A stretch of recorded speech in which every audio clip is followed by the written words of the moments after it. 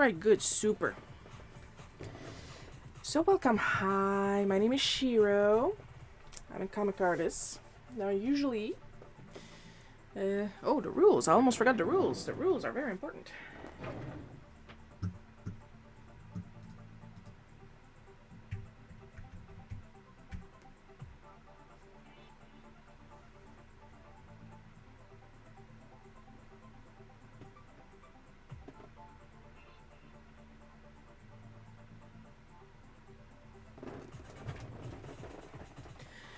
Alright, so I'm Shiro, I'm a comic artist, and welcome to the monthly color challenge, where I generate a random tree color palette, and then we ask the Wheel of Morality to feed us the prompts that we received yesterday through Instagram.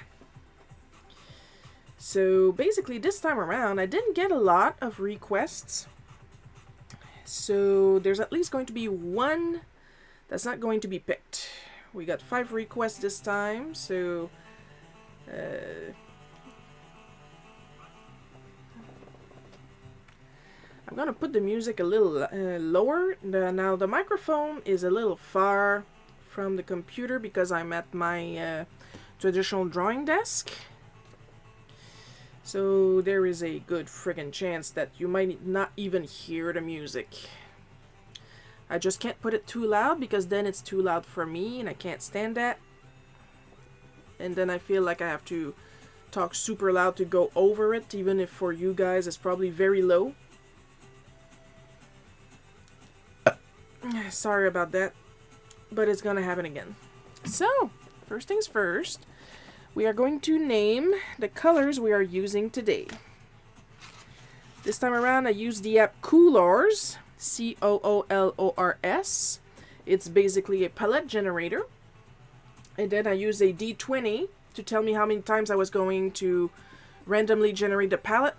Then I put my hand over my eyes and I clicked the palette generator as many times as the dice, or I should say the die, it's one die, tells me, and I ended up with what we have today. So the colors for this month are, I'm going to start with the hex code, where I sound like a Russian spy from the 1930s. 5C0029 Tyrian purple. Because this time the hex codes, because I'm using Koolors, the hex code actually tells me the name of the color, so that's pretty neat.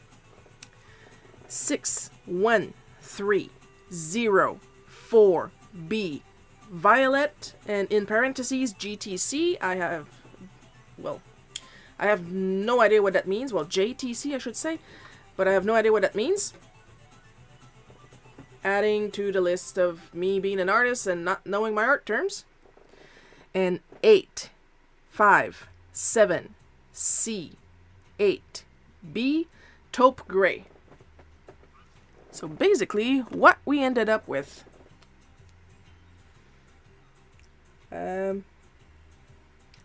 R7 Old Red. Keep in mind these are Okuhu colors, and sometimes they don't really super match there. Yeah, because you see this is rather bright, but the ink itself is much darker than it looks. This is why you swatch, folks, okay? This is why you swatch. And then R280 Current.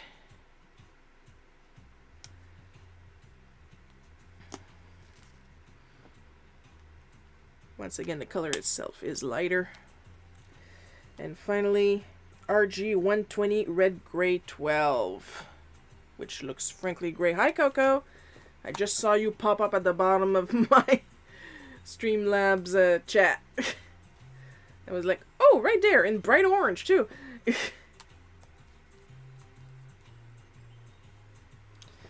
Also, I'm happy to report that a lot of the copyright claims on 3 of my most recent live streams have been lifted because they like to tag copyright claims, but then when I dispute them, most of them just don't bother to check and just lets it time out, and then I win because I'm not trying to fuck around with copyright. I'm a little pissed that one of them rejected my appeal because I pay a frickin' load for this license. So, those are our colors for today. I pretty much gave up on using the chameleon because chameleon doesn't reply to my emails, and I do not know if they will ever make liners again, or at the very least, single purchase liners. So, I'm just gonna scoot this over real quick.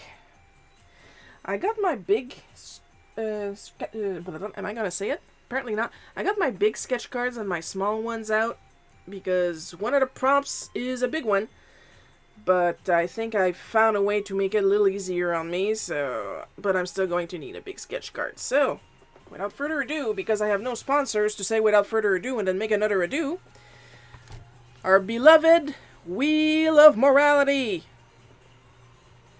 Wheel of Morality, turn, turn, turn. Tell us a lesson that we shall learn. Toad reading Seuss. And the iPad is not charging. Why is that? Did the wire finally cack it? Is that what's happening? So we're starting fairly easy. But I'm thinking I'm going to make a little rules graphic because people are starting to get really, really detailed in what they want. And like heavily detailed, a little too heavily detailed. These are requests, folks. I'm nice enough to do them. Calm down.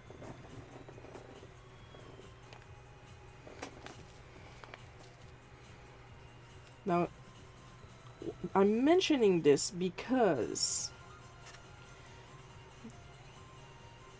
there is a specific pose that was requested.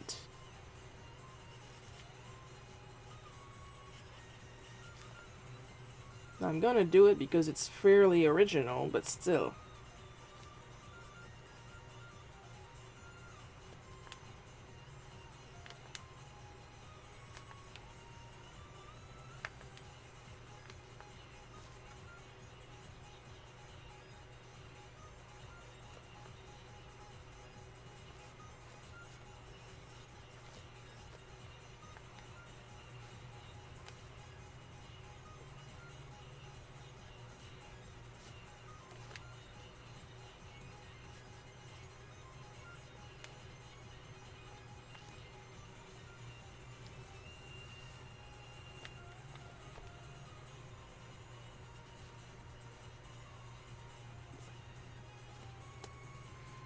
I'm gonna do it in pencil right away so I can actually see.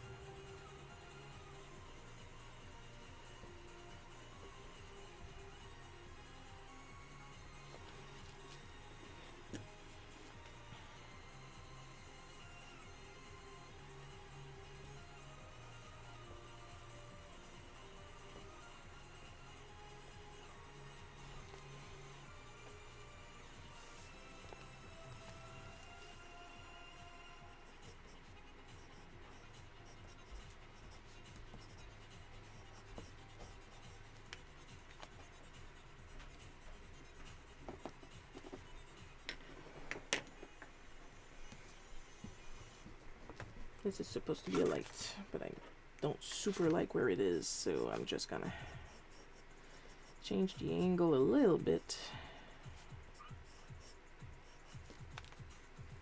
There we go. Now we can go ahead and quote-unquote clean it up in pencil.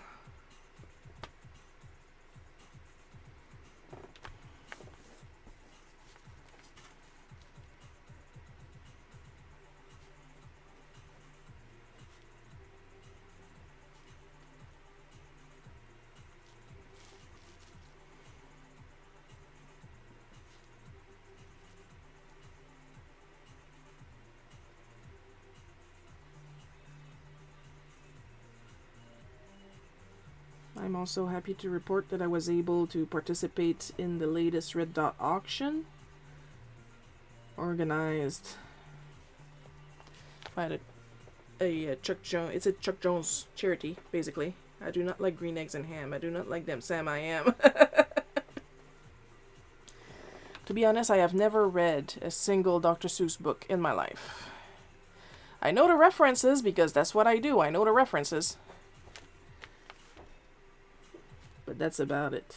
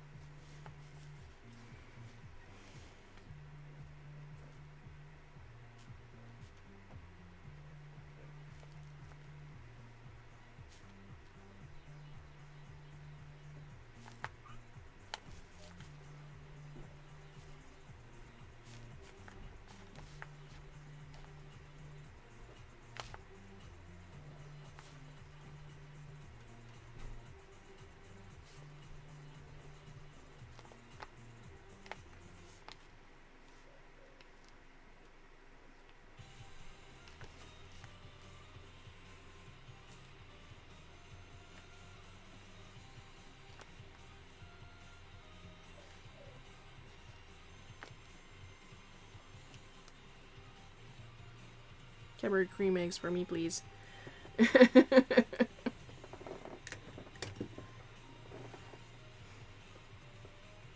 For those who don't know what Cadbury cream eggs are, you are missing out.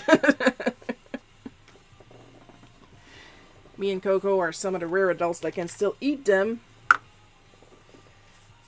without collapsing into a sugar crash.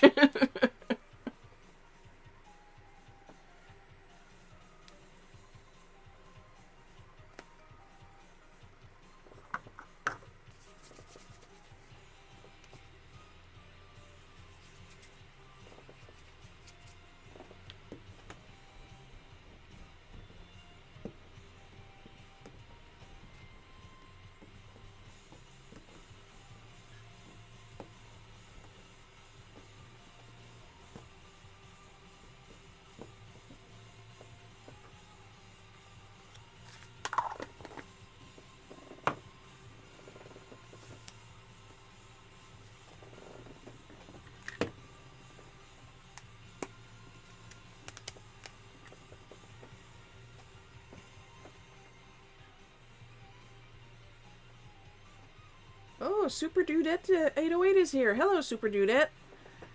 And they wrote a paragraph that I need to read. Funny thing about the latest comic about the really bright lights is that most brands tell you how bright they are on the packaging, which makes it a great comedy of errors. Right? Right! My dad has this disconnect in his head, okay? That if it says on the packaging that it's like 100 watts or something, that he still wants to see how bright it is because it's not an incandescent bulb. And me, knowing full well that LED bulbs are naturally, even for like equal watts, they're still a little bit brighter than incandescent. But no, he has to see because he wants to know if it's just as bright. And now his retinas will never forget. Until the next bulb.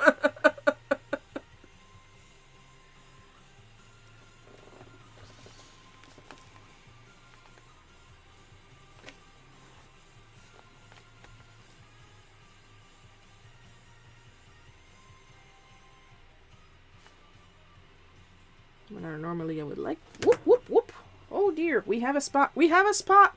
We'll be fine. It's outside of the drawing. Sure, I make fun of my dad and immediately I do an old people thing.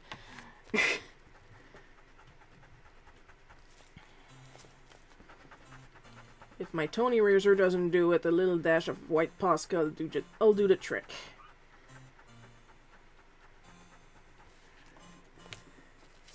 It's taking too much spaces and I'm erasing the printed line over here.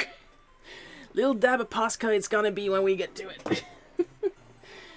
I'm trying so hard not to have a death grip on my pens to give my wrist a break, and there I go, and I just dropped the frickin' thing.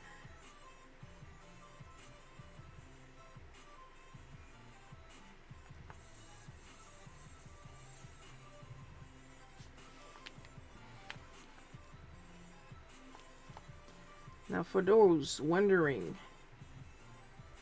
why I never read a single Dr. Seuss book in my life, a friendly reminder, I am from Quebec. And I don't know if you guys can notice from the terrible pronunciation, I'm French.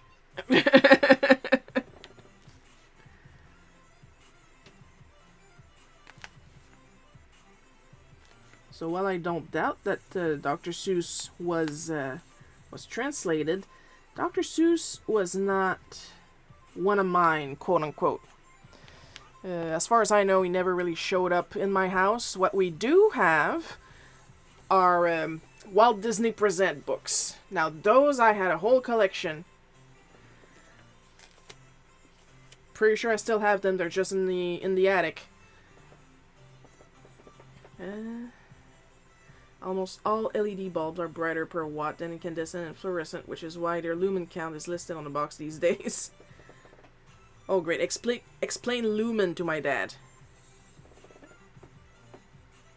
And once again, it's not a thing that my dad is stupid.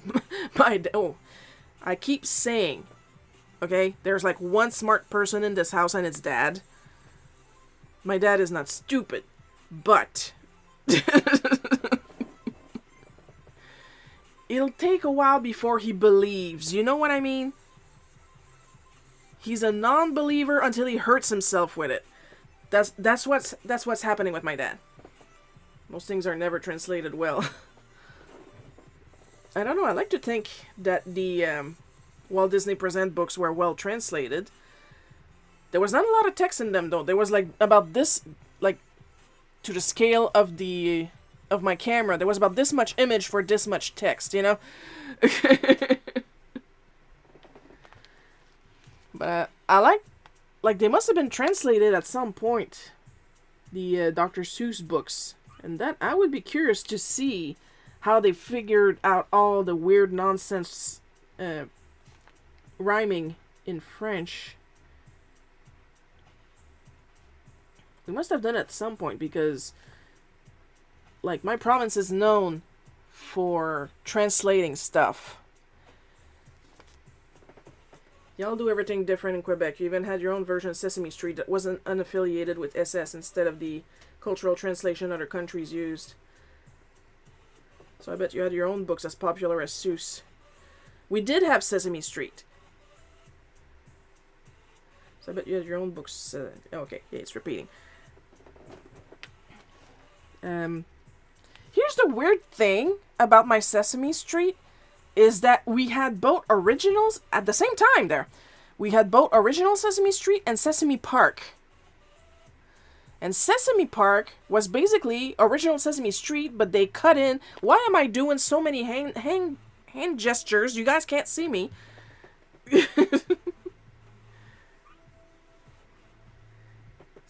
Instead of Sesame Street, you had Passepartout. Oh, that's a completely different thing. I will talk about Passepartout in a minute. I gotta finish about Sesame Street and Sesame Park.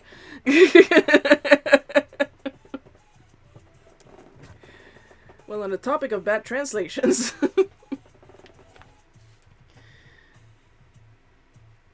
Like, it had its own version of the theme song. Can you tell me how to get to Sesame Park? And every time they would get to that, how to get to Sesame Park? And I was like, where the fuck is Sesame Park? Because we had, like, tons of Sesame Street merch. Well, my brother Mike's had a ton. He had a Bert, he had an Ernie, he had the little Playmobil garage thing going on with Bert and Ernie too. I think we used to share like a Sesame Street phone. It was green, and we could like call each other, but it was also a real phone apparently.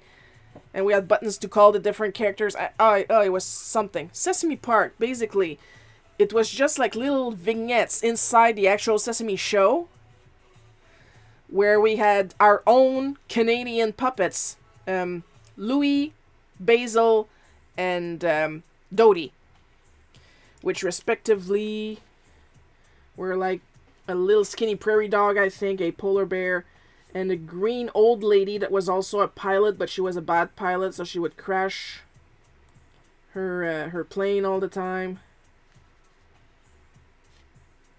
Because, haha, women can't drive.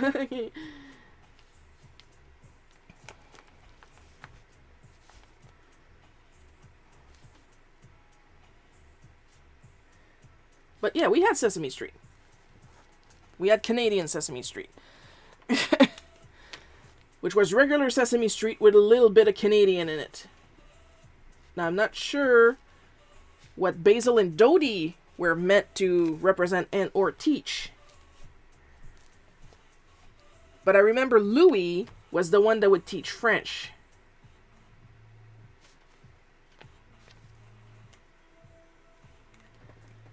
Now, let's see.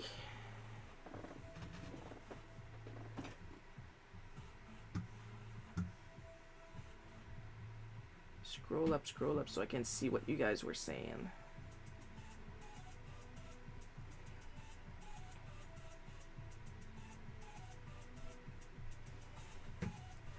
Still had your replacement version. Well, not really replacement, because Passepartout was hella its own thing, and like I said, I'll talk about it in a second. The Icelandic translation of Dracula was basically a fanfiction that no one noticed for 100 years. Yeah, it seems to me I heard about that, actually. They mean literally, but your homegrown stuff was more culturally relevant and popular. Well, popular, it depends for who. Like, French Quebecers, they know Passepartout. Believe me, we fucking know Passepartout. English Quebecers, less. That's how culturally, like, gate-kept, I want to say, it is.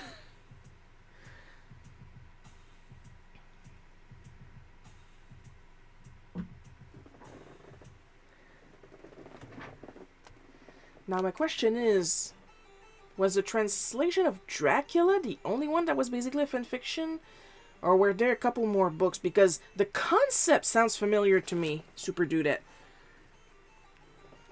Now, Passepartout. Passepartout was a freaking phenomenon. Like, I don't doubt that it was equal to Sesame Street to you guys. Passepartout was... I would like to say still is, but now there's a lot of people, there's a lot of adults that watch it and complain that it's not like when they were a kid, and I'm like, no fucking duh. I'm gonna stop talking for a second so I can focus on my terrible writing.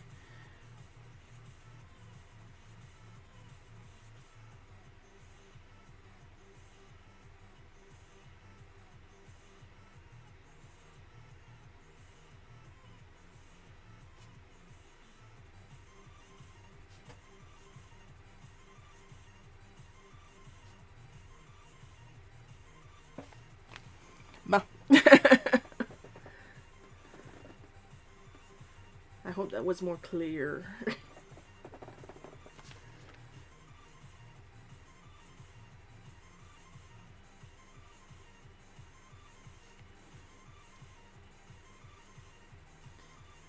Now, as far as I know, like, Sesame Street was sponsored. It was meant to be educational, but it was sponsored, like, it was on a, like a public broadcasting channel, I believe. Something like that. So it was sponsored by people like you. There should be at least a few more translations that are just fanfictions that no one has noticed yet. Yeah, because I'm thinking maybe Lord of the Rings went through that too. Either that or The Wizard of Oz. There's another fantasy setting and I'm pretty sure that's what they did for... I freaking wish my friend Edge would be here. Like, he knows this shit. He would be here with, like, screenshots and, like, family trees and red tape. So, yeah, I messed up here a little bit, but once again, Pascal will fix this. We're gonna send Toad to dry, then we're gonna go to the second prompt.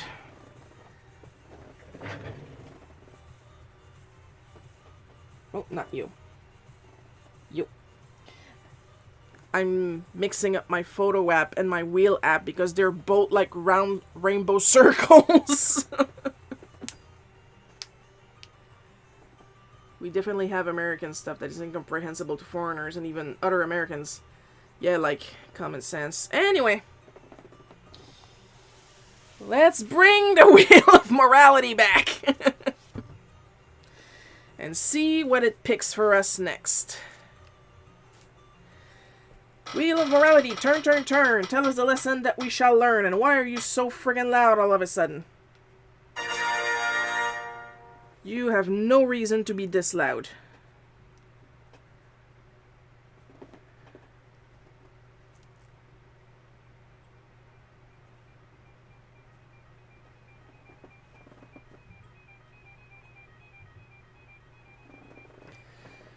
Now we hide the slice and we go for the Mario Force. Honestly, I was kind of hoping it wouldn't land on that one, but we gotta do what we gotta do. Plus, I had a plan for this one, so it wouldn't take me 3 hours. So, the idea with the Mario Force is that somebody asked, literally, for Mario, Luigi, Peach and Daisy, and Bowser in a Ginyu Force pose. So immediately I was like, how the hell can I make that easier for me?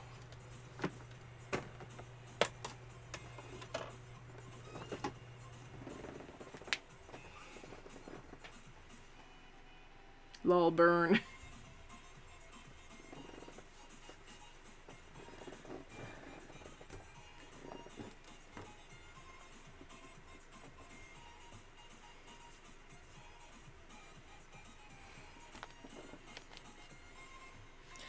And I figured something out, but it's still going to take some time. So the thing with Passepartout is that it is, and was also at the time, sponsored by the Quebec Department of Education.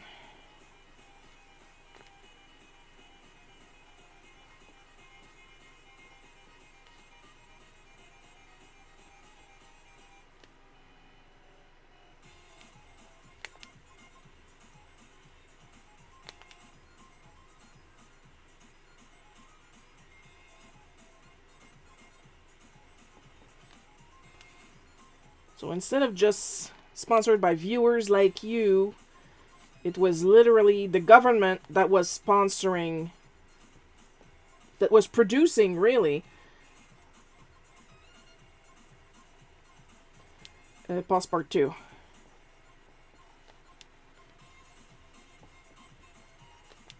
And I say it was a phenomenon because, like, we had the Passepartout magazine, we had merch, we had puppets. I clearly remember we even have had a branch of education. Like, now I think it's called, like, pre-K. But our pre-K was literally called Passepartout. And it was Passepartout themed.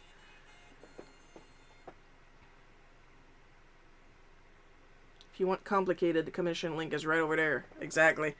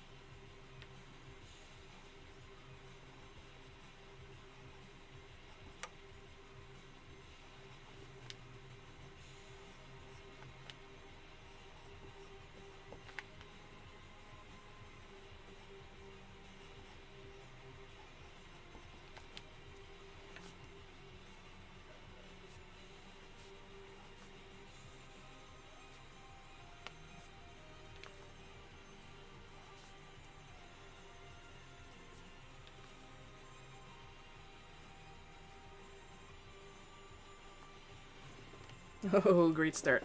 The same department that brought you What Color is an Orange. Yeah. That's a real thing. For those who are not familiar with that story. In the equivalent of grade 12, we had an exam that would set us up with the right quote-unquote difficulty of English class in college. Us, it's cégep, but it's the same goddamn thing.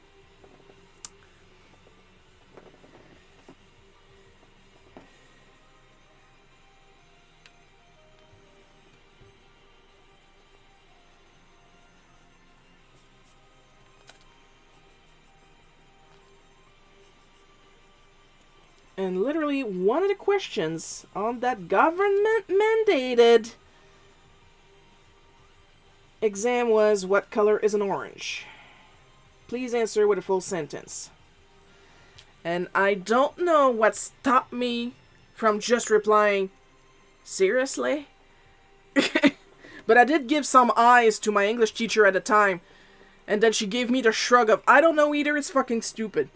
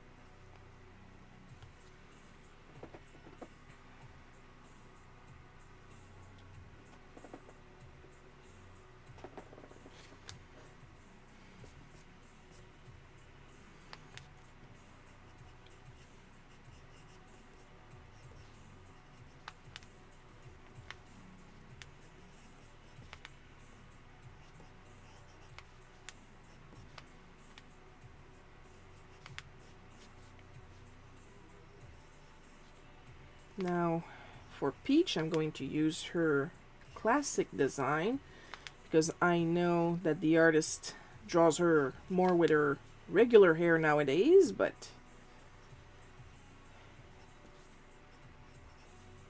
you gotta let me have my fun.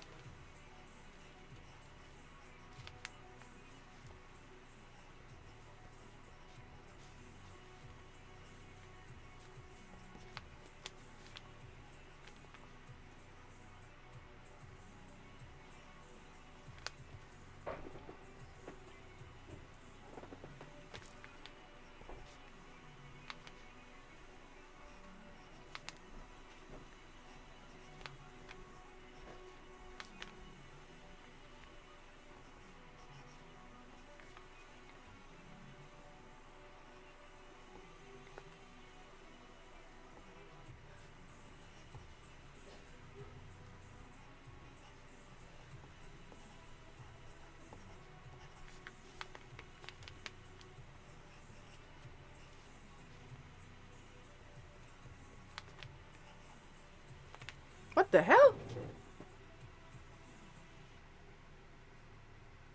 So I just saw some balloons fly up my screen. What did I miss?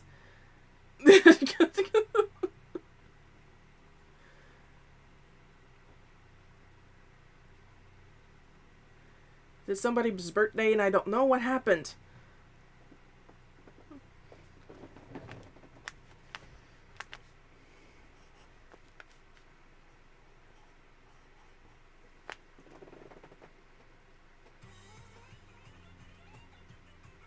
I genuinely don't know what happened. I wasn't looking at the screen. I was drawing.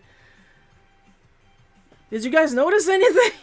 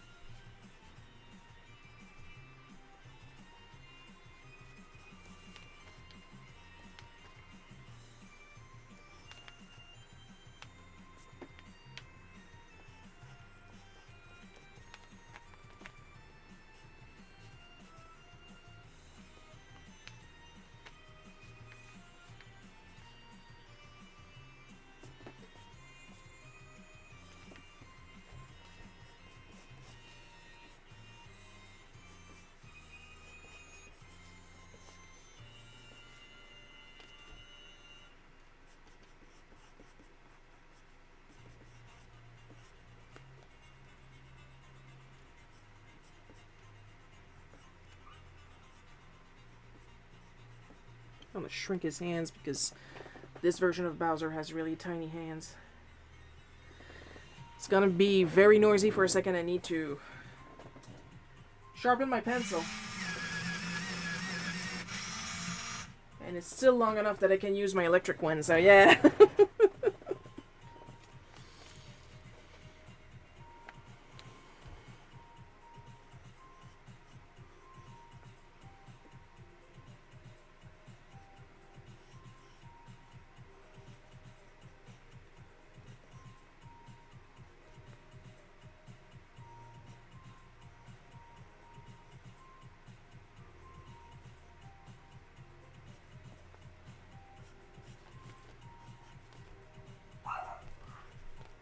And if you suddenly hear somebody singing the song of their people, Lily probably spotted the neighbor existing in their own backyard again.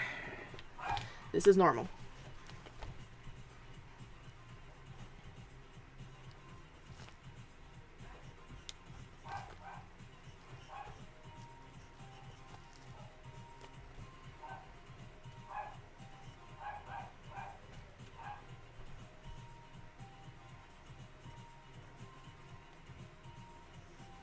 One thing that I find extremely funny with the Super Mario Kun Bowser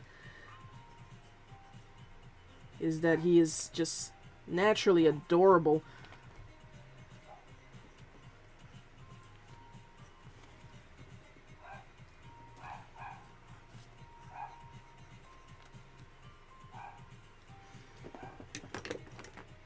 And he's got these gigantic black eyebrows.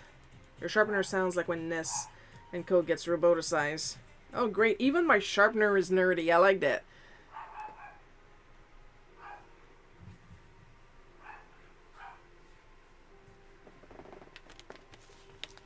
And there you go. Now to pencil all that and then ink it.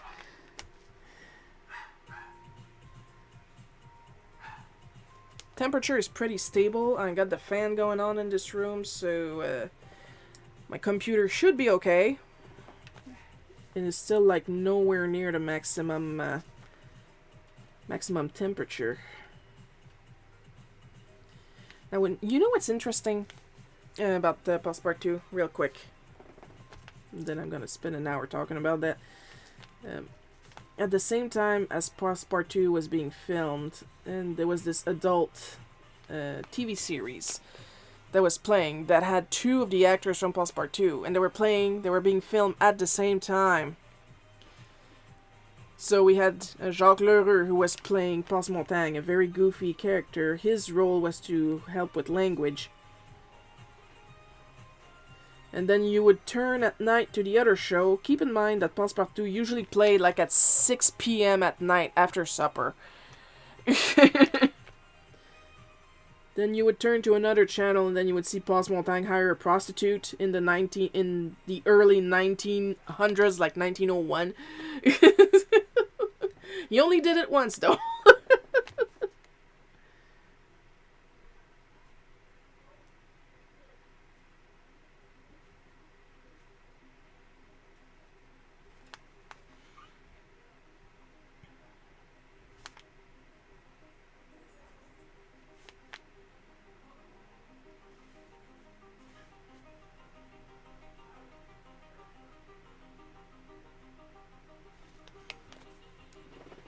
It'd be like whenever there's like someone that used to work for the Disney Channel and now they like live their frickin' life as an adult, and nobody would bat an eye. But then again, Jacques Lheureux was already an adult when he played Passe-Montagne.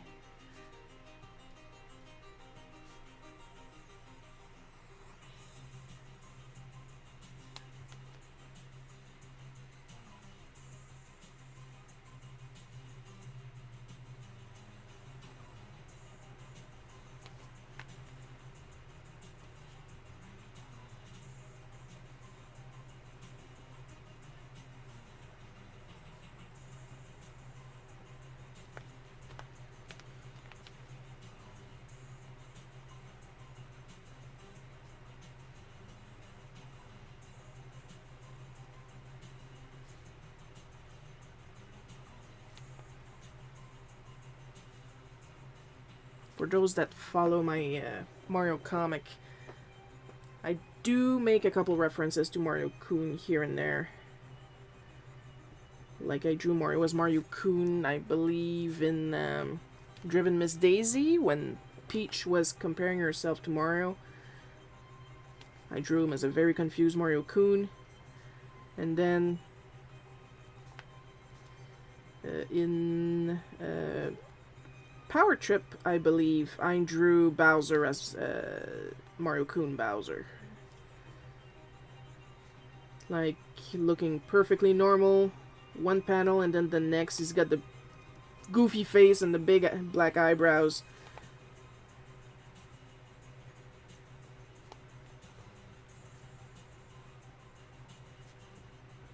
You guys should see the comments that I get on the DeviantArt port of the adventures.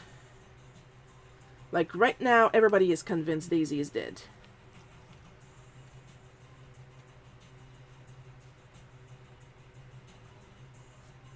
Like, I quickly made a meme with a tombstone generator.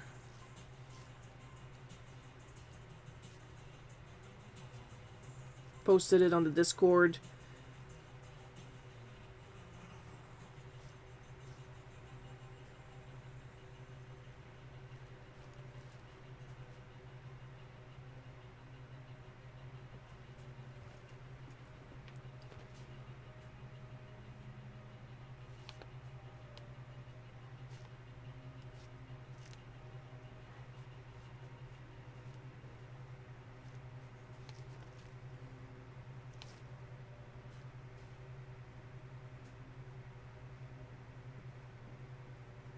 These are still pretty big hands compared to what they look like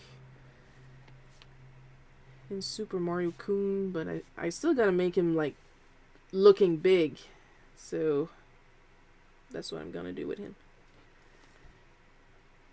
But he needs the goofy face. The goofy face is very important.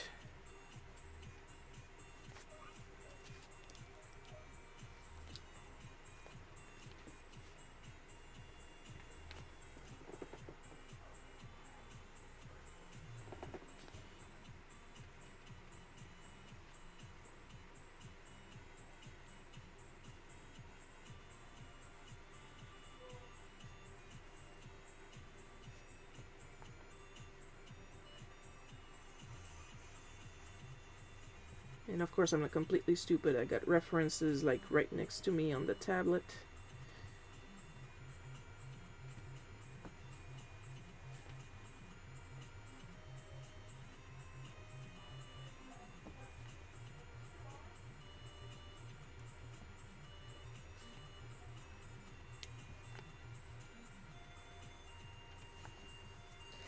Alright, time to clean up the princesses, and then we'll ink that. And then we'll move on to Toad.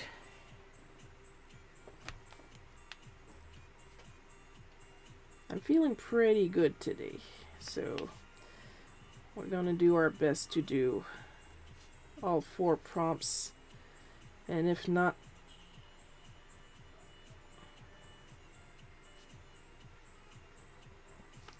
I'll do them offline. I did it before, I'll do it again.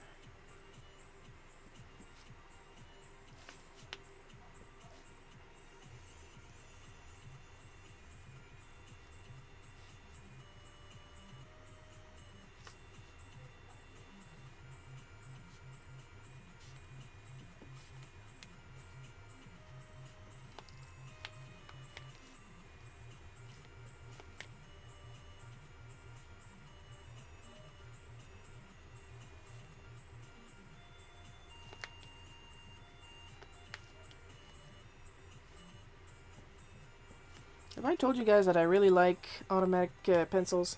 Big fan. Oh, we got somebody that joined the party. Brody 2 Point joined the party. Thank you for joining. Hello.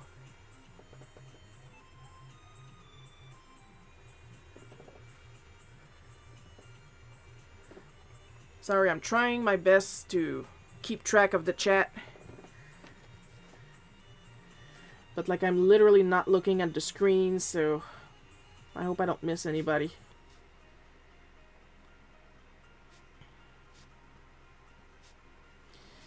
I am currently drawing the Mario gang in a Ginyu pose.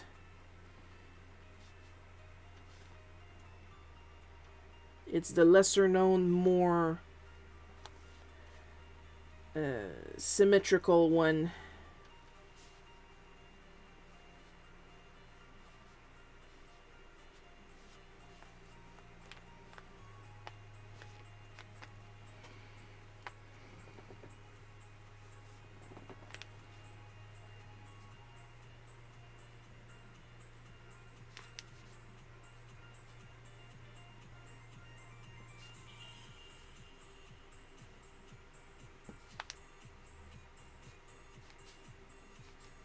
And for those thinking that I'm trying to be lazy on Daisy's crown, that is literally how he drew it. So yeah.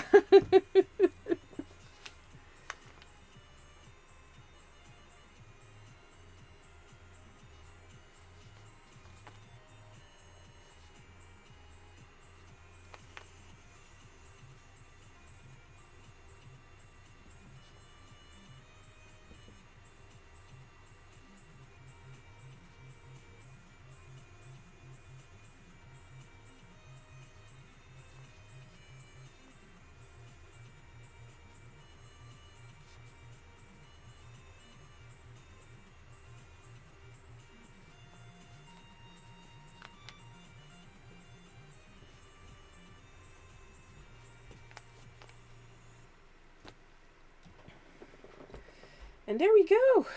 Now to semi-erase all that up.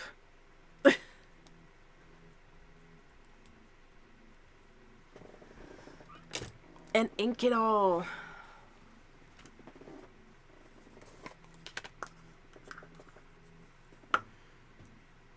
And then we're going to take a tiny little break to drink some water. Because yes, I'm feeling great now, but I would like to keep that going, so...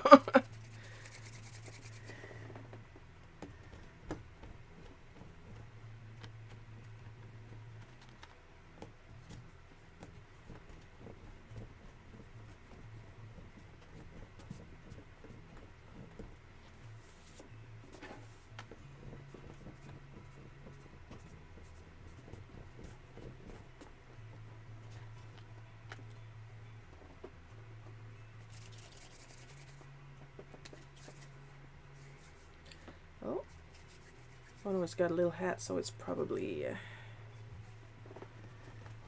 Do-do-do.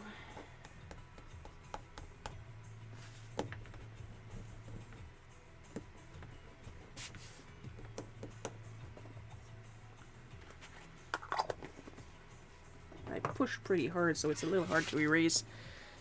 But that's okay. Alright.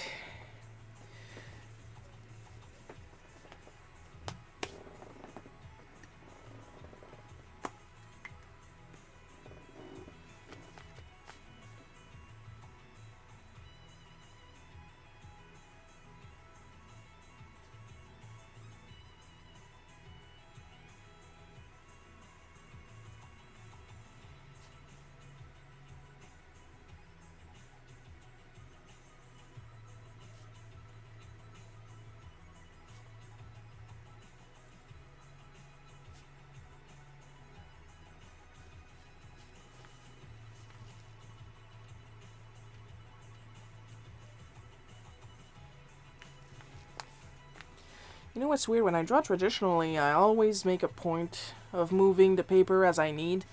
And I never freaking do that digitally. And like, I literally have the technology.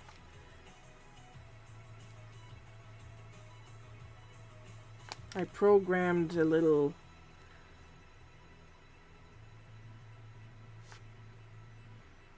like a little shortcut on my TabMate. Specifically to turn the canvas whenever I need it, and I never use it.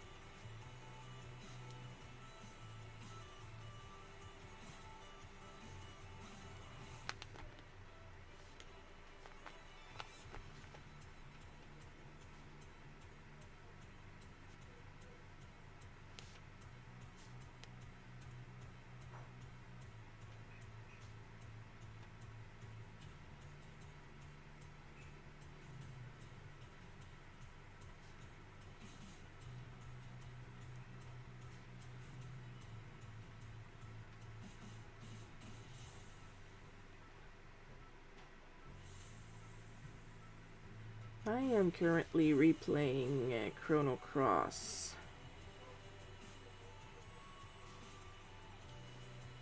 And doing some changes to the way I played last time, and I will admit some spots are very, very frustrating to me. Not the gameplay itself, because once you know what you're doing, I can't really say the game finally starts to make sense narratively wise, but it's easier. Because I will admit the game sometimes it definitely has like Sierra Online Moon logic to where you're supposed to go and what you're supposed to do and all that.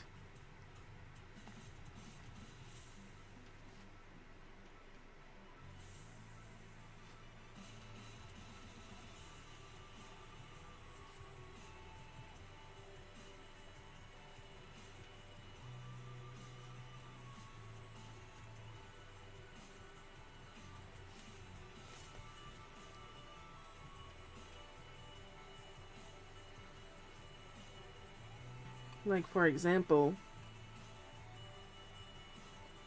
in my first playthrough, I decided to save Kid and I had to kill the last Hydra, which caused the dwarves that were living in the marsh to go and attack the fairies on the water dragon. I believe it's the water dragon. Yeah, it's the water dragon. On the water dragon isle.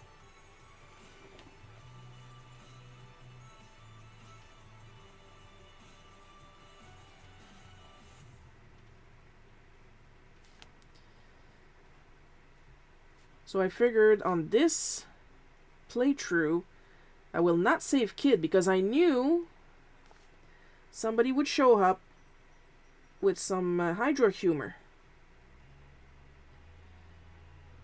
So I left the marshes alone.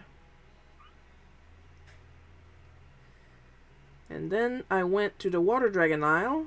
And what do you know? The dwarves were there killing the fairies again, claiming that humans came to kill the Hydra. And I was like, then what was the fucking point if the result is the same?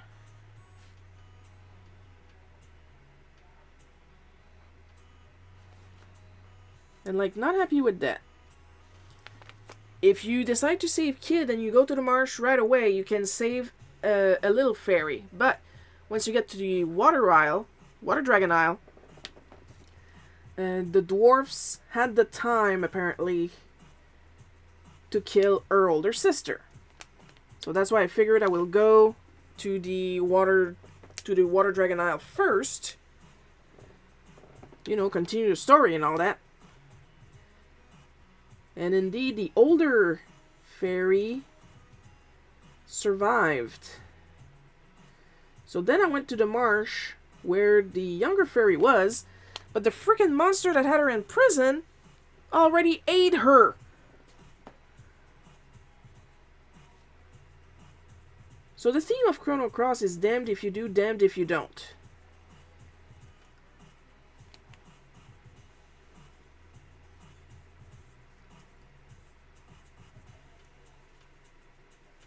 At least in Chrono Trigger, you had the choice to make life easier.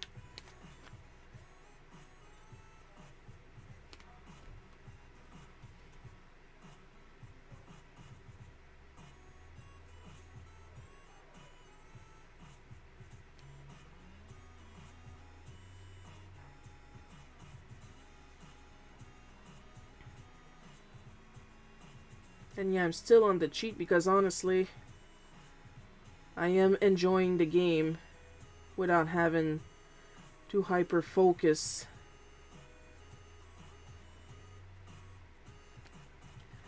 on the elements.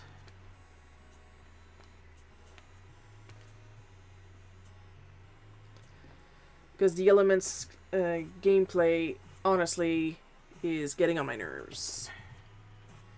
I do not like it.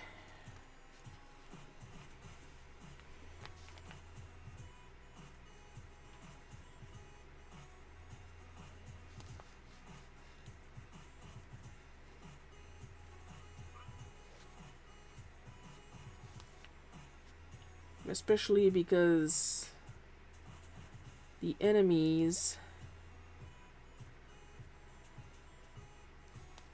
tend to be able to combo a lot of attacks at the same time. Even the regular enemies, that is. And you cannot.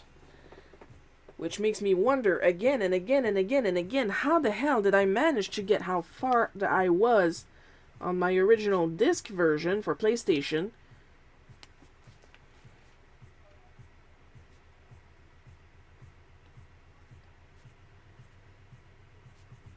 Considering how friggin' fast and or cheap the enemies were.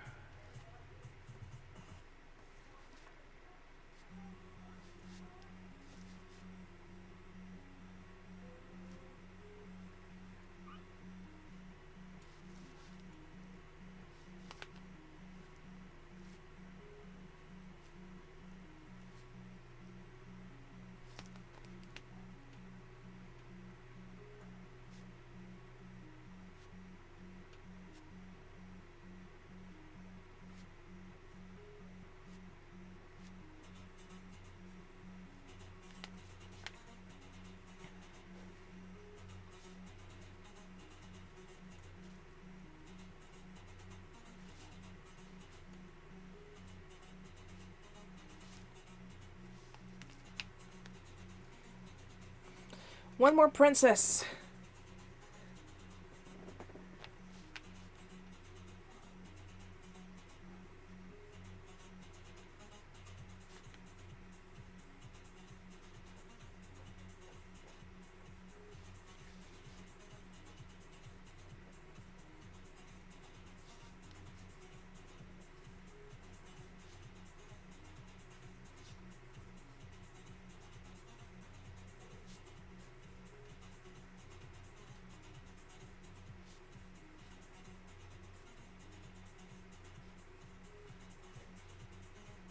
I like to imagine she's Princess Daisy is twerking, because that is so her style.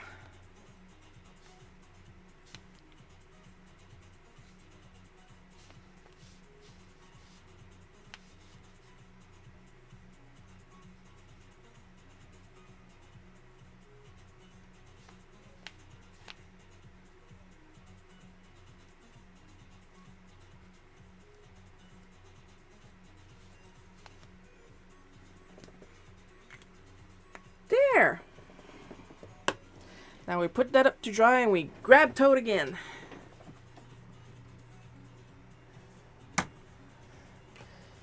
And we take a little minute to have some water.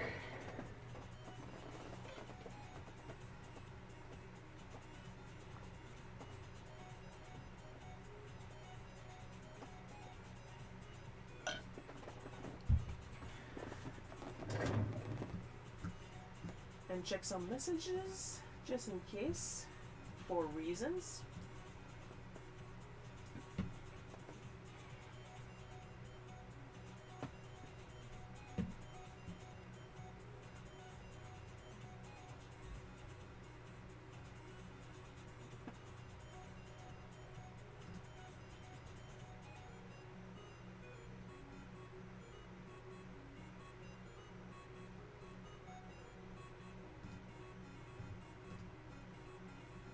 Everything's normal here.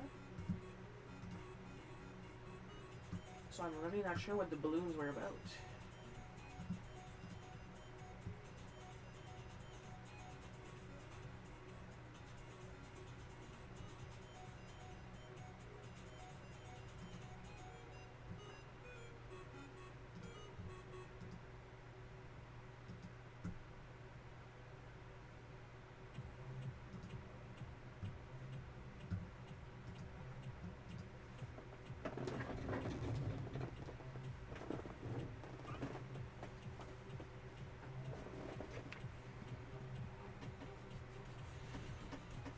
And now we clean.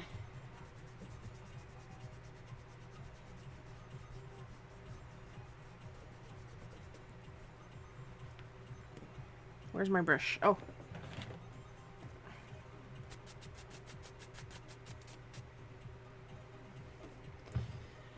But let's see what I can do with these.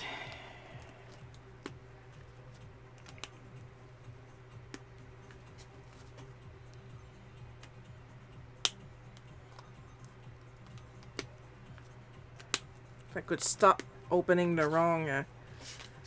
Okay, there we go.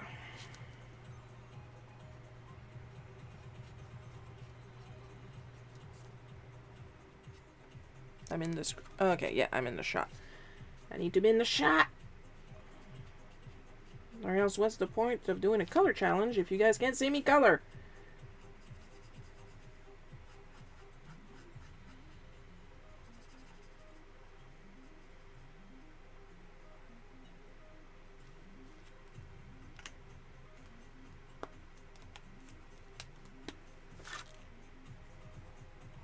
Shoes in bed.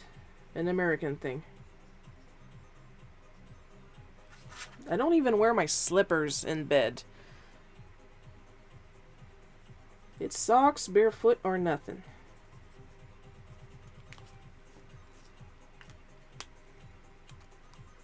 And for those worried at what I mean by barefoot or nothing, I'm an idiot.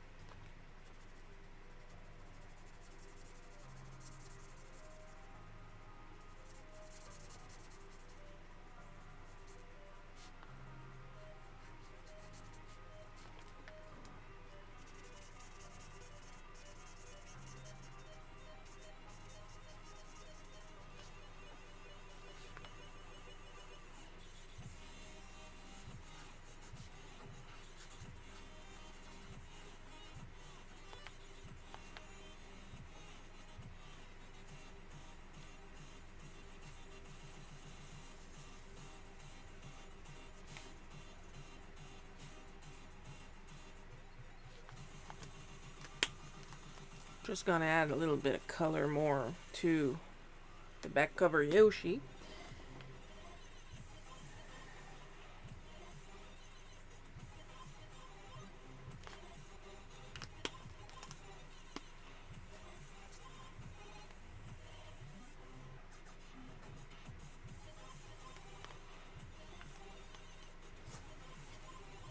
And there we have it for Toad. Not too complicated, but we got some shading going on. And now on the complete opposite spectrum, it's these guys again.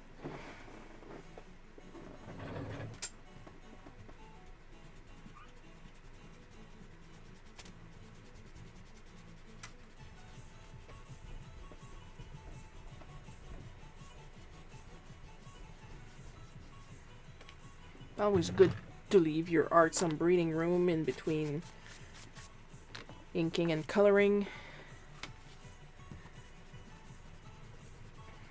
because we are trying to avoid smudges.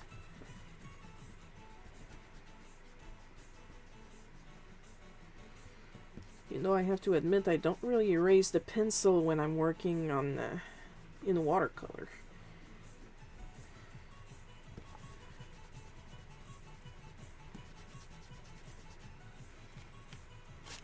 But then you don't really see the pencil marks after.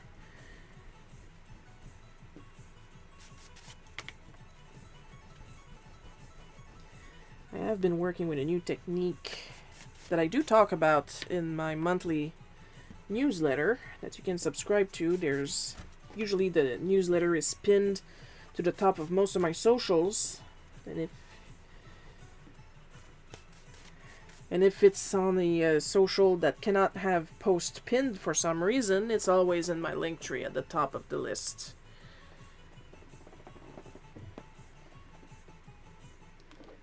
I'm gonna grab the really dark one for Daisy's hair, because why not?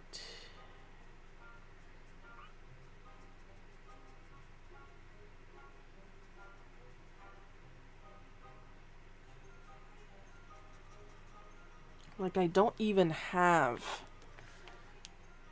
to follow this rule that I set to myself anymore, because this challenge was started by Olo Markers back when they were the North American Copics distributors.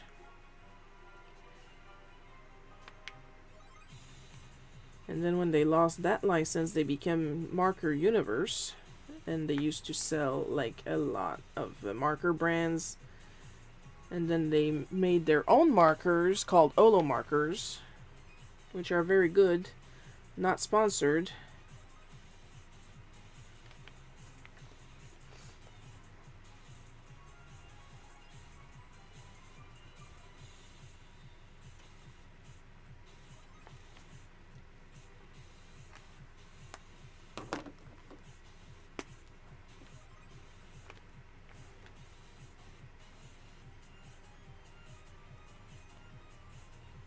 But like this year, they decided to retire the color challenge.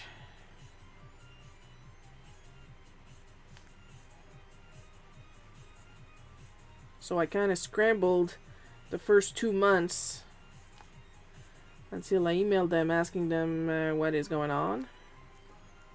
Did you retire the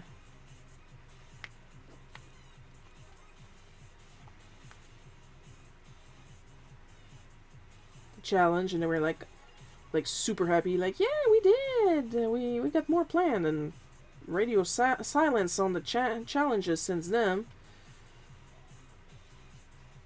But I think right now what they're focusing on is their new make your own marker pack of 8.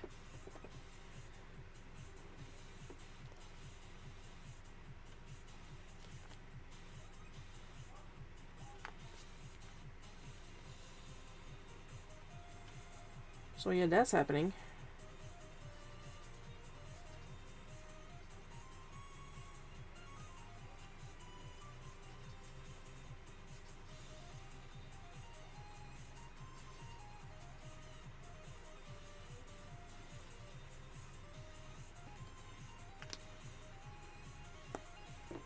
Oh, I didn't color his eyebrows. No, wait, I didn't color his eyebrows on purpose. Because I felt it was going to be too much for the type of pen I was using. So now I'm using my favorite brush pen to fill them in. It's kind of like applying mascara. This is a rubber nib brush pen. If I'm not mistaken in the pronunciation, it's a Pilot, I believe. Shunpitsu. Like it's literally one big piece of rubber that lets the ink flow like beautifully. And it's like around $5 a pen. So you can't really complain at any point.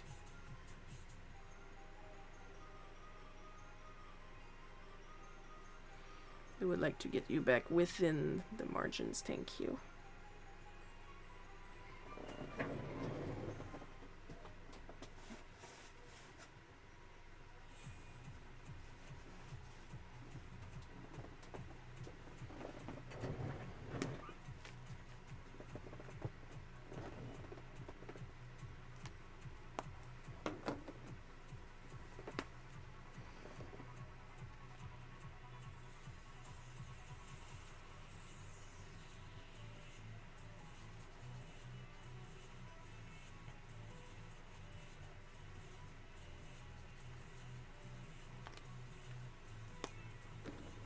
Shoes. Gotta color the dark shoes.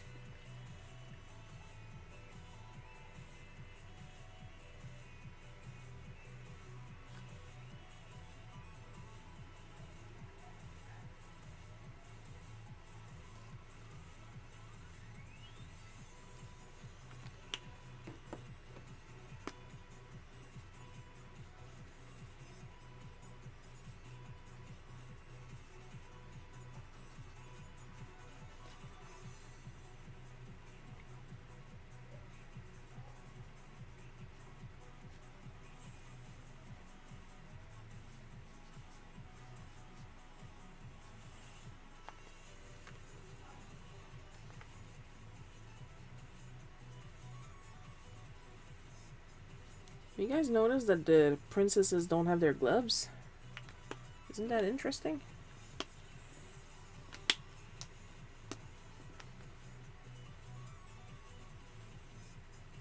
Like I am literally following my my reference, and neither Peach nor Daisy had their gloves on. You probably don't want gloves when having to deal with Bowser.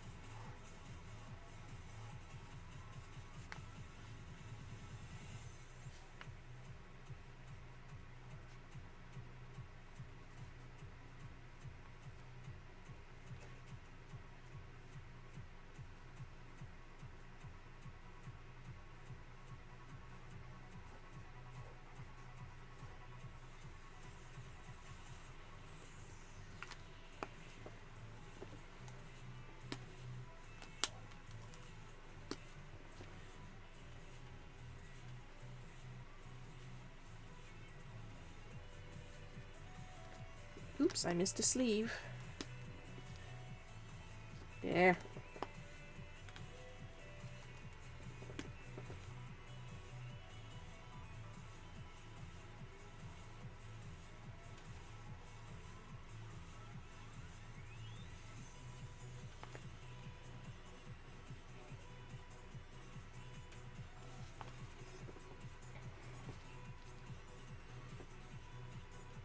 I'm still feeling pretty good, so we're not gonna skip the third prompt.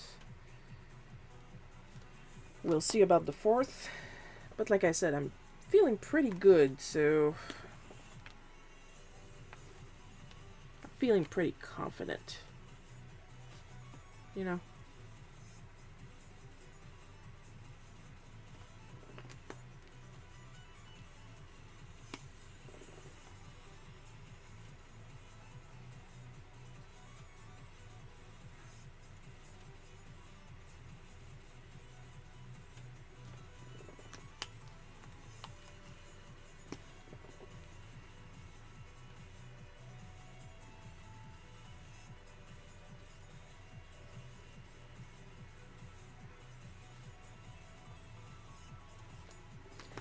course, this would work better if I actually bothered to color every frickin' thing.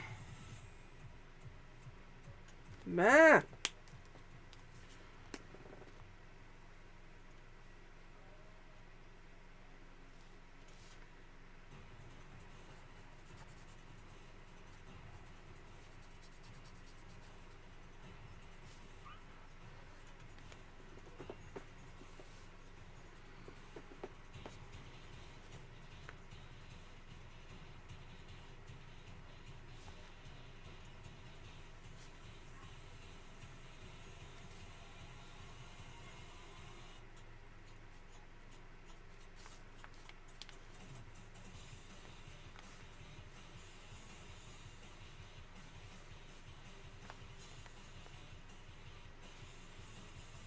I like that there's a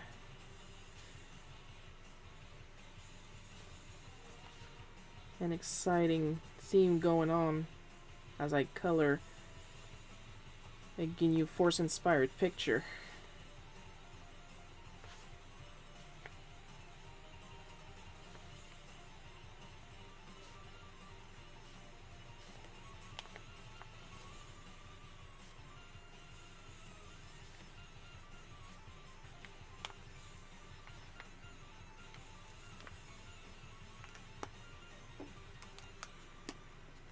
Should be a piece of shell. There we go.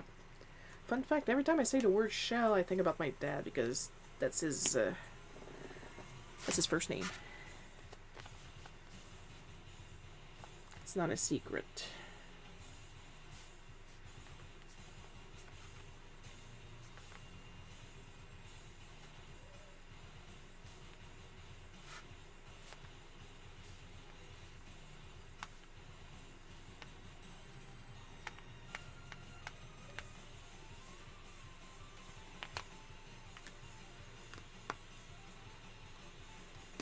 One more thing, and we're done with this one.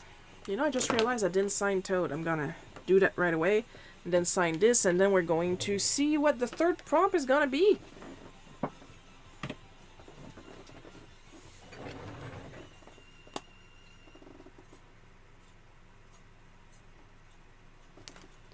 For those who are worried, because they know I put these in my shop after, there is a full signature on the back. I bought a stamp for that. It's fine.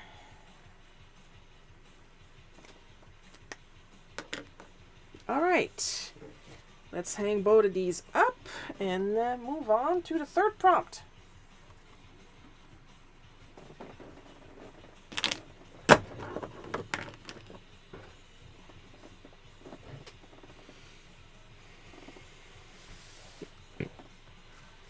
Am I in the shot? There we go. Wheel of Morality. Turn, turn, turn. Tell us a lesson that we shall learn. Kevin and Charlotte from Trials of Mana.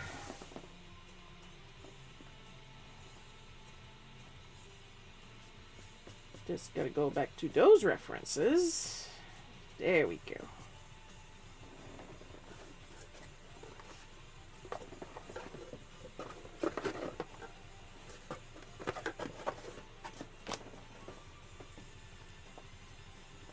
J'ai des cartes pour toutes les occasions. Everybody's still charging? Yeah? Looks good? Looks good.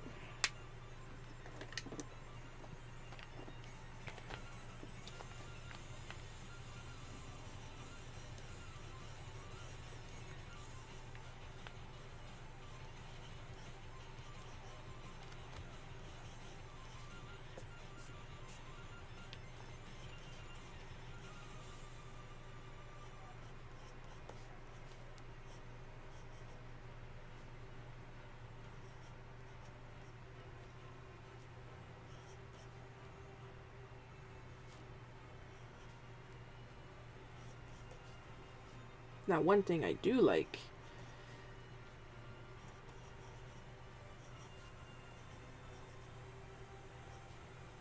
about these specific characters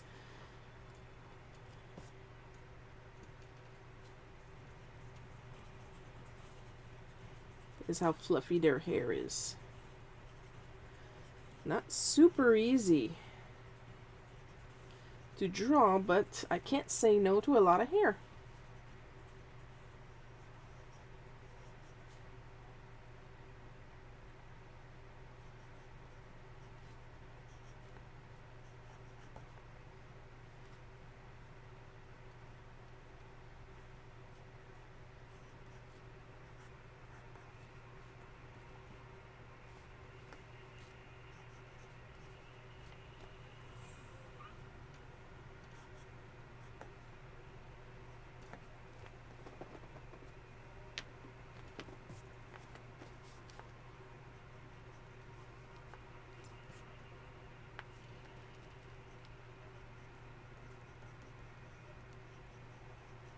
I'm just gonna use my own style here and make them look goofy.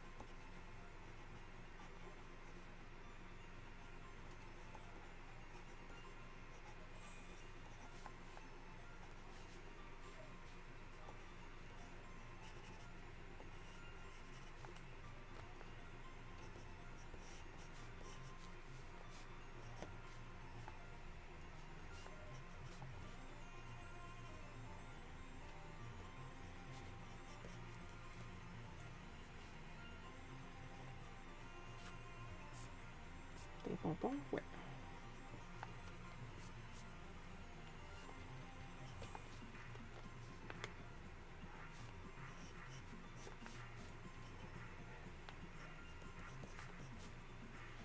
And his hat, and the fact that he has a big pom-pom too.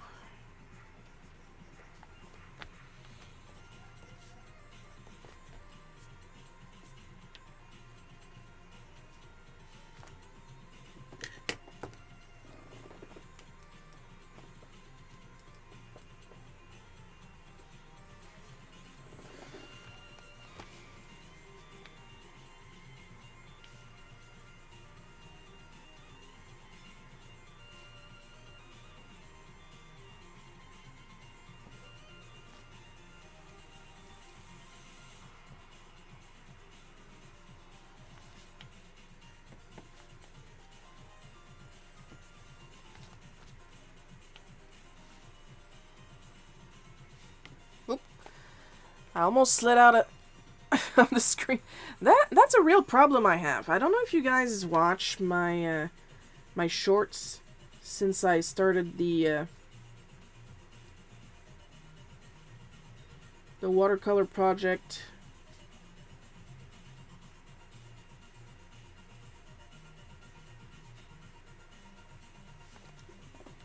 I've been filming them like since Marley, because I did draw Chrono, but I drew Chrono on my own time, and I didn't think of filming them until after I was done with Chrono, and I wasn't going to paint another one, so I started with Marley.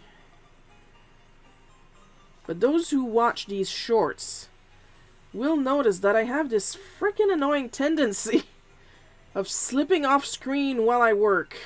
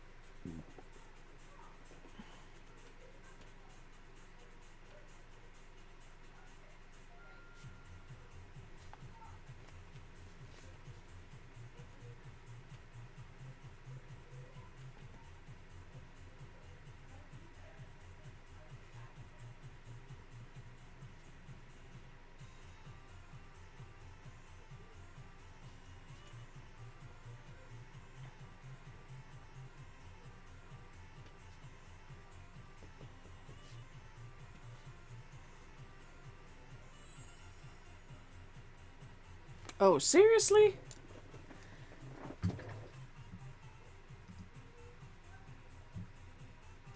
It's been a while since I heard jingle bits, but at the same time, where I live right now, we got enough snow. Thank you. We're good.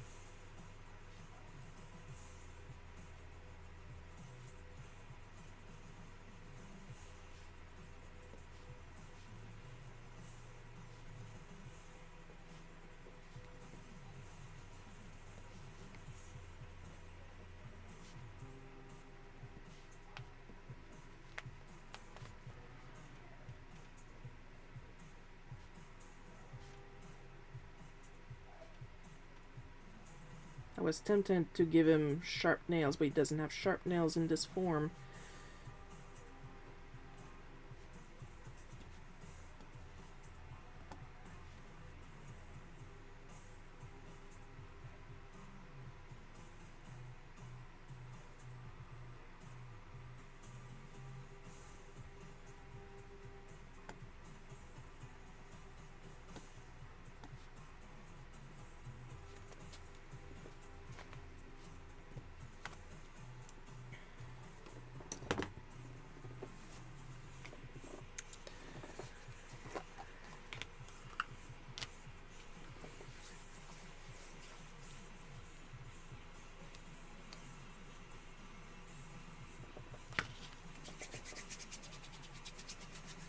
You know, maybe one of the things I should put on my Throne list, in my wish list, maybe a new one of these.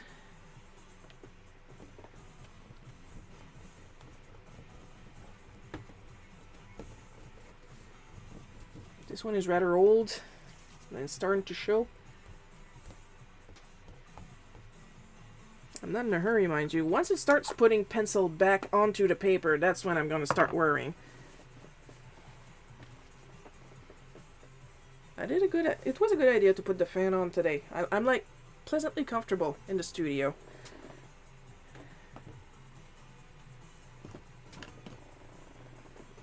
Sorry for the plaid.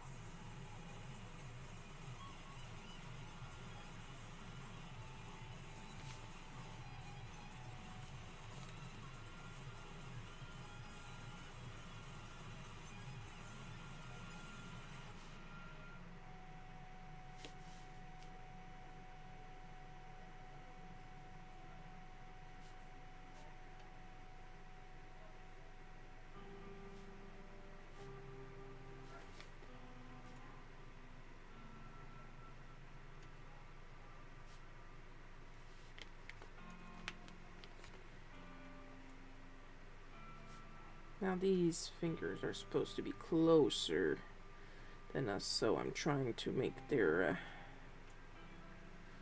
line art just a little thicker. But then again, I don't really have good line thickness control. That's one of the things I'm actually practicing with the watercolors.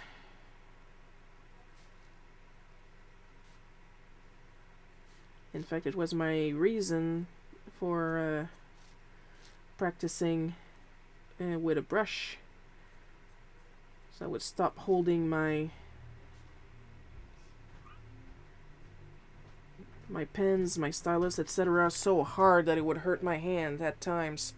And well, knock on wood, talk, talk, talk, I do not, or nor did I ever have carpal tunnel syndrome.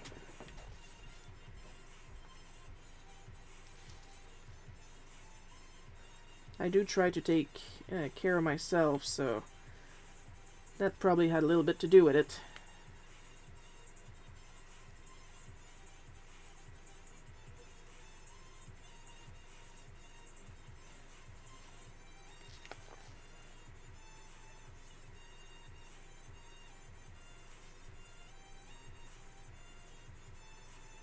Now, for those probably worrying that I'm giving Charlotte tits because of this fold over here, it's just her mitre. I'm not sure how to pronounce that in English. Like folding up. I am not sexualizing her, but I have to specify because you know how touchy people are on the internet.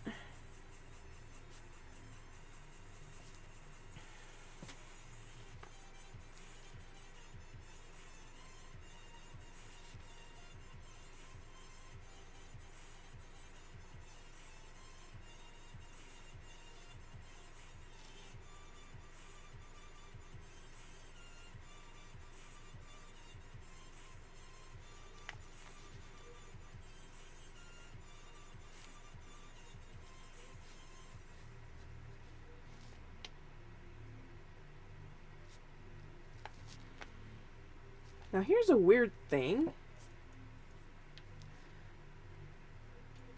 I don't know if you guys have played the 3D remake of Trials of Mana. I'm not sure what they were trying to do with Kevin's voice, but he's really straining when he's trying to speak to speak. I don't know if he was always meant to speak like that, but he is literally the only one of the Beastmen struggling to speak in English. Like, it requires an incredible effort on his part. Like, the man is fighting for his life, you know?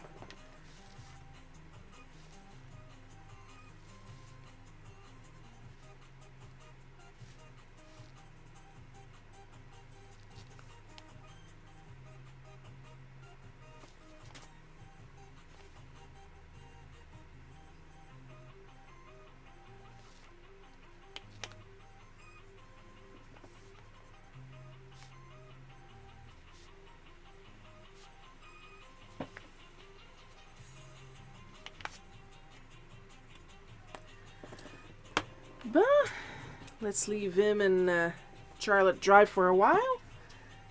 And then we're going to go for the fourth prompt. And then we'll be at the tail end of today's stream. Let's see. Final prompt. Who is going to win? Wheel of Morality. Turn, turn, turn. Tell us a lesson that we shall learn. And his Moo Moo motorcycle. Now, at the time of recording this live stream, the Switch 2 was announced, along with Mario Kart World. And one of the playable characters is literally a cow from Moo Moo Farms. Now, it was announced that they weren't going to bring back customizable carts, and I know at least one person on DeviantArt who is going to have a bloody meltdown.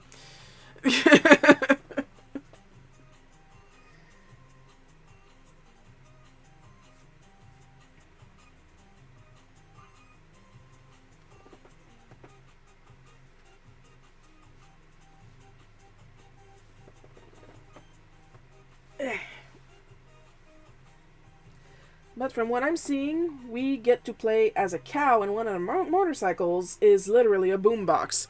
So, like, there's going to be tons of vehicles, so I can understand why they decided to take out cart customization.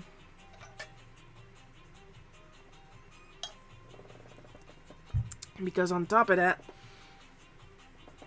they're also going to introduce open world. So that's a thing that's going to happen.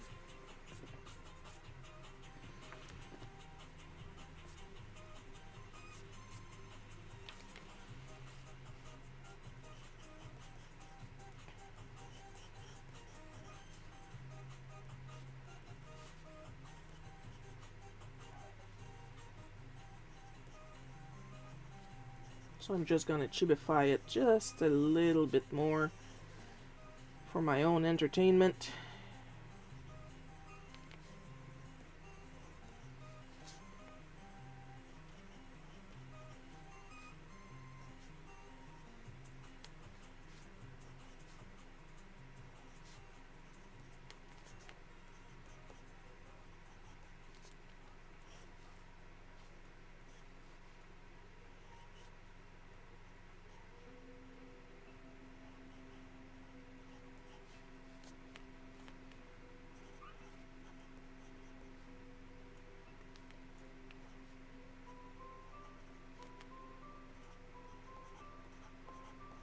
Hey, this music kind of sounds like off music.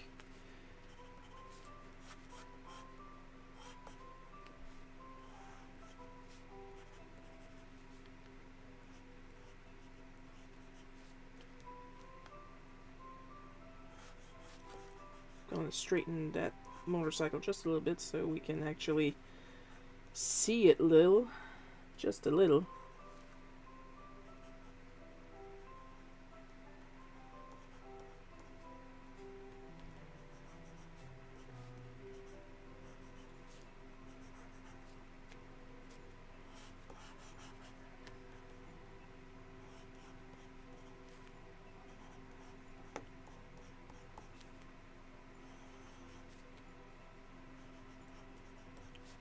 See what I'm drawing?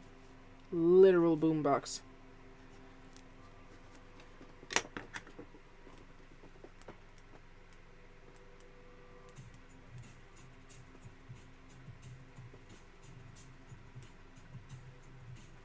I'm gonna need to shrink the rear legs a little bit to match with the front ones.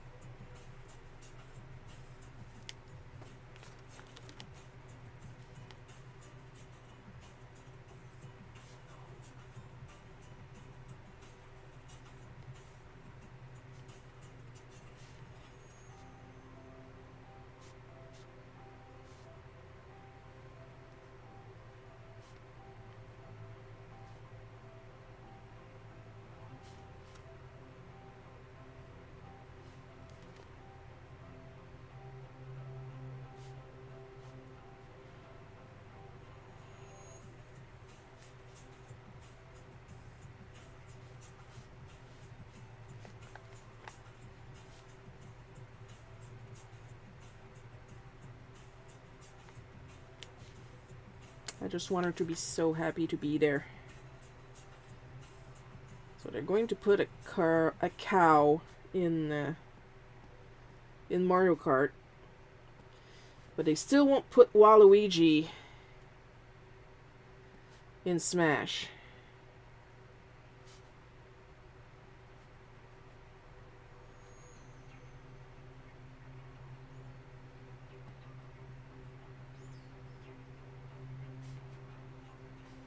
Justice for Waluigi.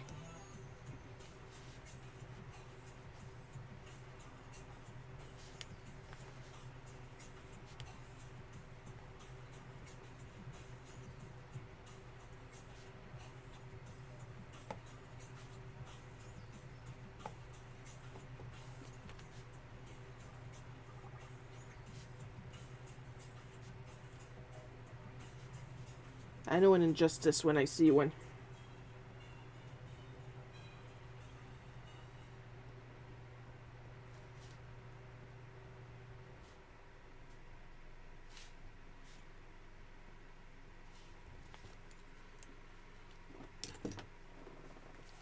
All right, let's clean it up.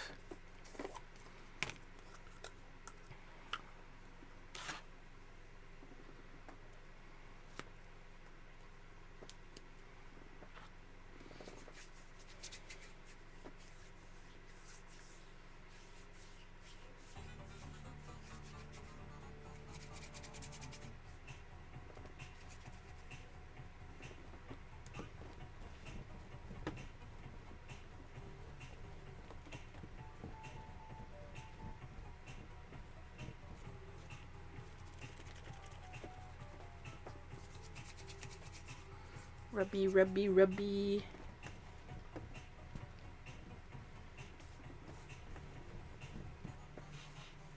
Honestly, now that I look at that that motorcycle slash scooter thing, it doesn't look super comfortable. Even less for a cow.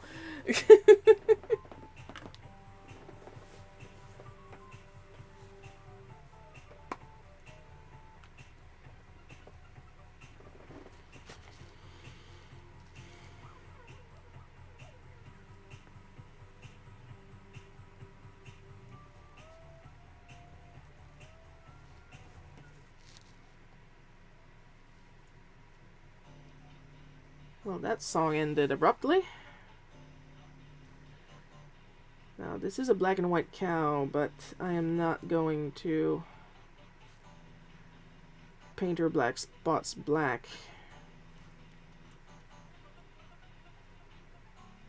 Because then she'll take up all the space with her black.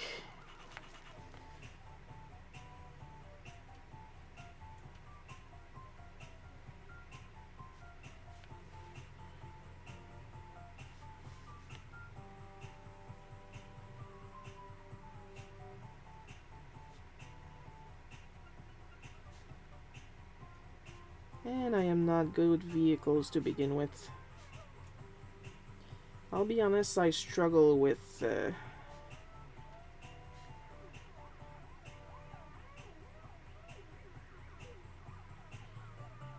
vehicles and like solid static objects. Anything that at one point was perfectly straight lines, basically.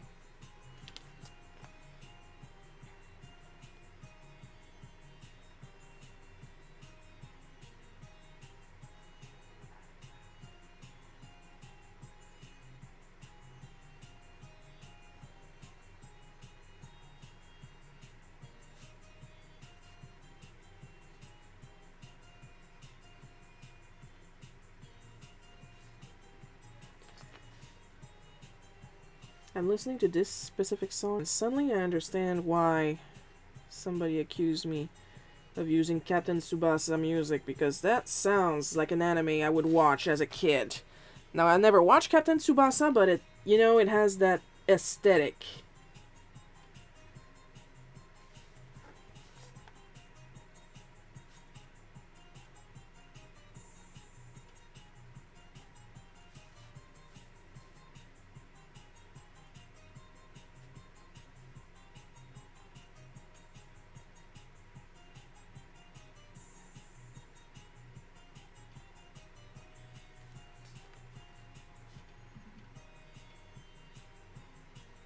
There we go.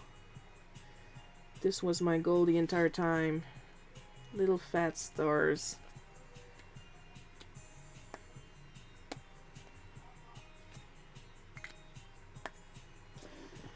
But I'm going to need some tack. I'm out of tack. And then we're going back to Kevin and Charlotte.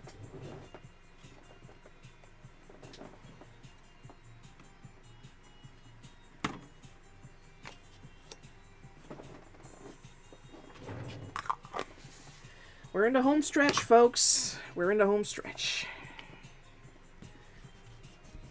I'm gonna have fun running my little car around my desk after all this erasing.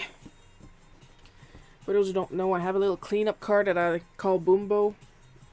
It's literally a little toy car that picks up eraser dust off of your desk.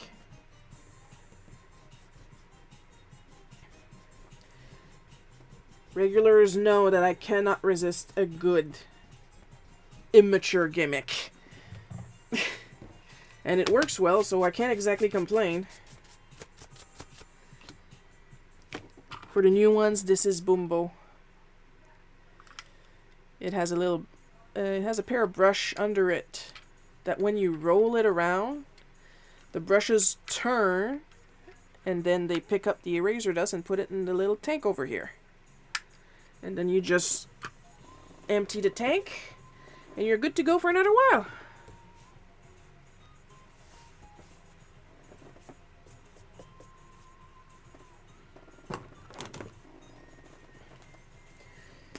Well, I already know I'm going to do both their hairs. The pale color. So, they're both blonde. So, look at that texture on the hair. This is why I like brush pens.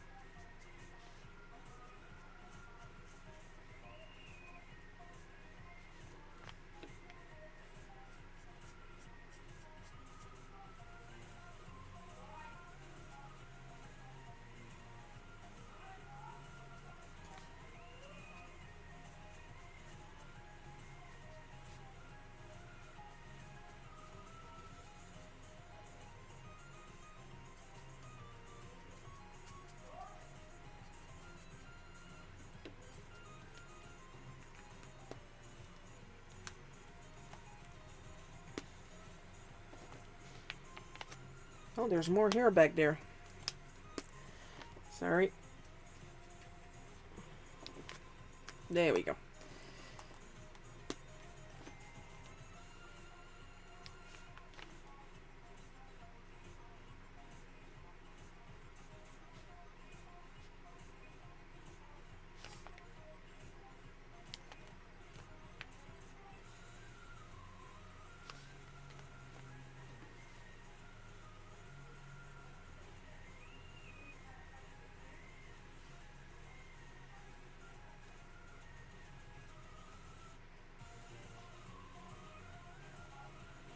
Gotta be careful, we don't want to slip outside the lines too much.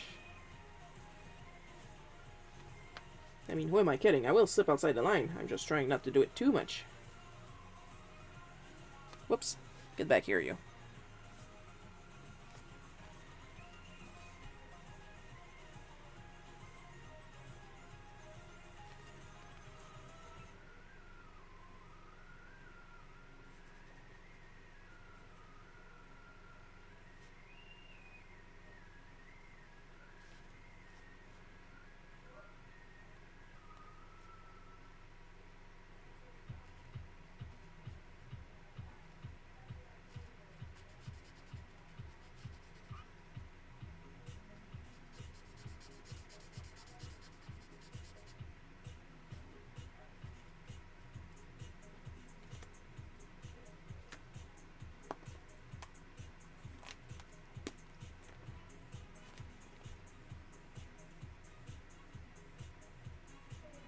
There you go. Easy cotton.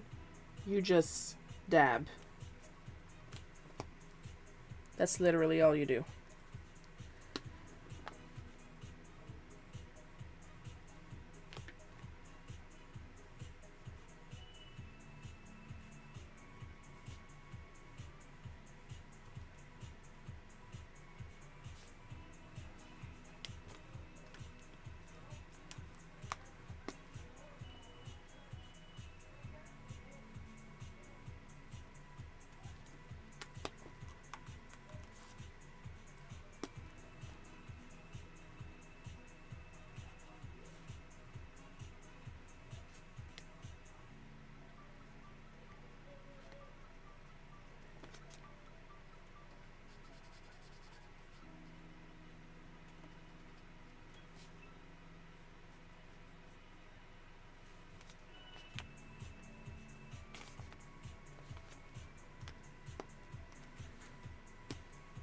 Damn near forgot his hat. Because it's not bright enough as like full white against all this this color I just applied.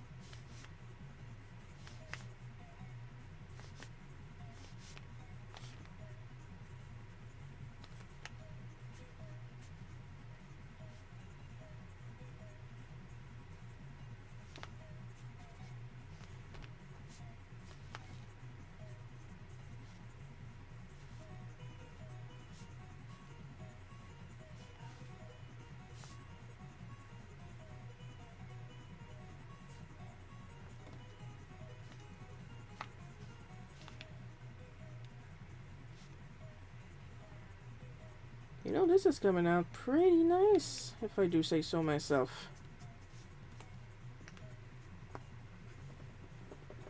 For something that is meant to be simple.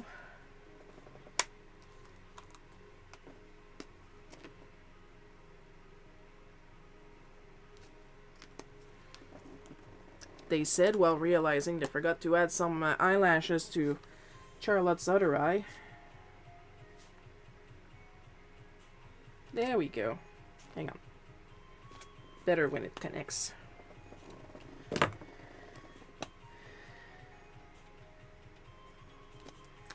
We're down to the last card.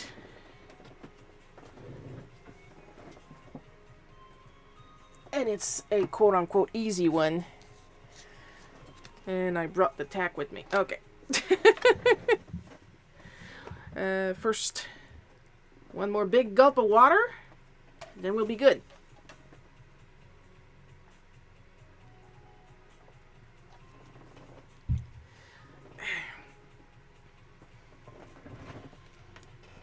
Already almost finished my my tumbler.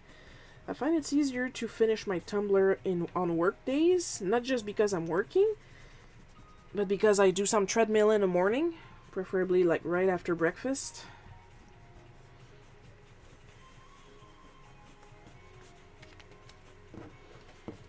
I also noticed that my back hurts less. I need my my mat less often. I still do sometimes, because honestly, the our dining room, I should say, chair, is doing horrible things to my spine, and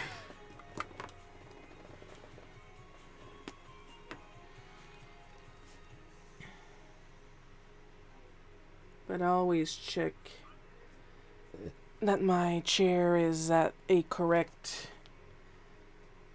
height and stuff like that, and I try really hard to focus on not messing with my knees, because I do tend to twist my feet. You gotta love being neurodivergent.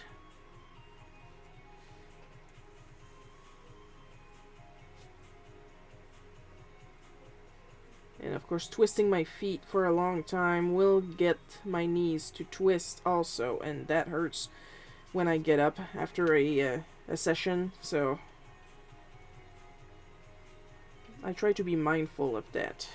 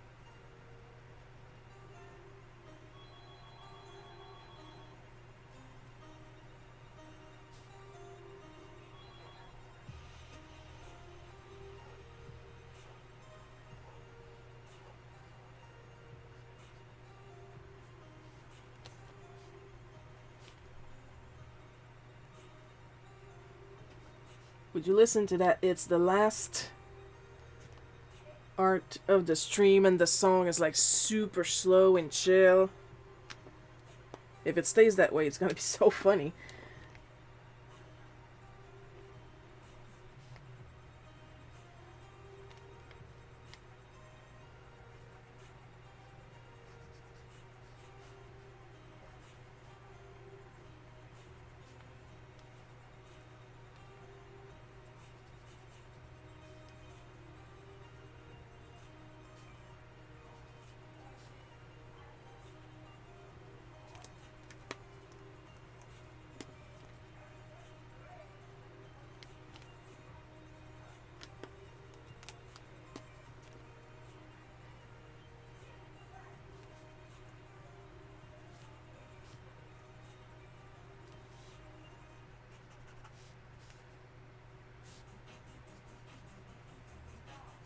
Yes, bleed. Ha ha ha. Bleeding colors is allowed.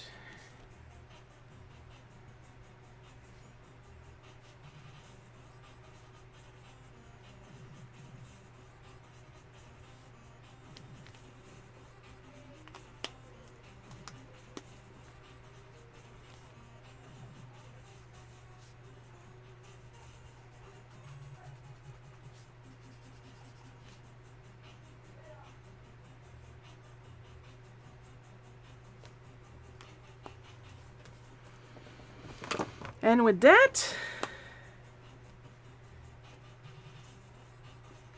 we're officially done.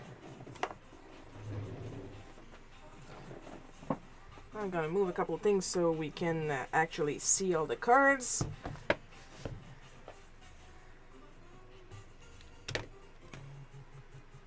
Like I'm unplugging the power on the phone because the charging cable is like pulled taut. And if I try to move it, I am going to rip everything out.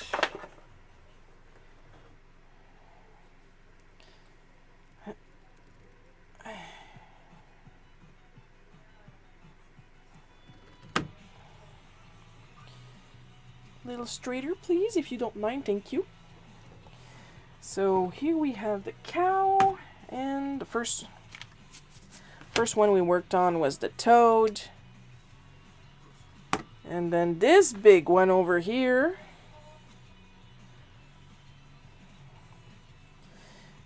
which is the Mario Force. And then we have Kevin and Charlotte from Trials of Mana. And finally, a Moo Moo cow farm. Wait, am I gonna say it? A cow from Moo Moo Farm. There we go. On a motorcycle to celebrate Mario Kart World. And that is it for today.